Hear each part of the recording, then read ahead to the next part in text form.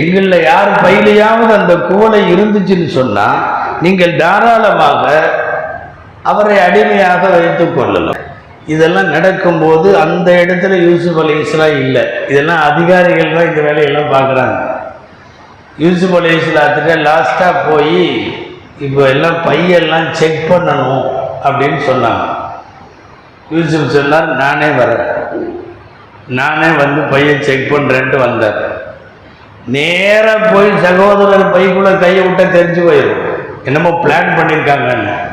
அதனால் அந்த பையை விட்டுட்டு எல்லா பையையும் திறக்க ஆரம்பித்தார். தப்சீர்களில் வருது, ஒவ்வொரு பைக்கும் அஸ்தக்ஃபிருல்லாஹ் வ அத்தூபு இலைஹின்னு சொல்லுவாராம்.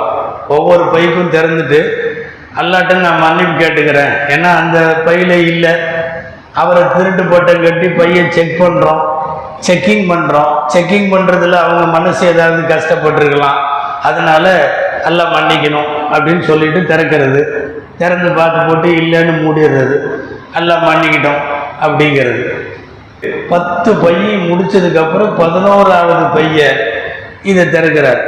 இதை திறக்கிறப்ப மட்டும் அஸ்தக்ஃபிருல்லாஹ்லாம் சொல்லலை, ஏன்னா ஆல்ரெடி பிளான் தப்சீர் குர்துபின்னு சொல்லி பிரபலமான தப்சீர்.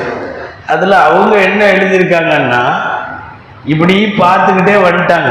10 பையும் முடிஞ்சிருச்சு. முடிஞ்ச உடனே யூசுப் அலைஹிஸ்ஸலாம் எழுந்துட்டாங்களாம். அந்த பையை திறந்து பார்க்கல.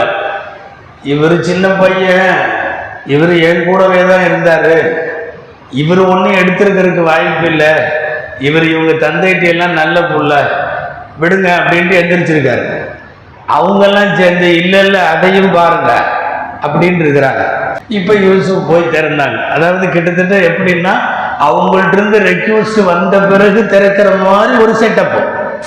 இவரா திறக்காம அந்த சகோதரர்கள்லாம் சேர்ந்து சொல்ற மாதிரி, திறங்க திறங்க அந்த பையன் அப்படின்னு சொன்ன மாதிரி சரின்னு சொல்லி, அதே மாதிரி கடைசியாக பார்த்தா உள்ளுக்குள்ள அது இருக்குது.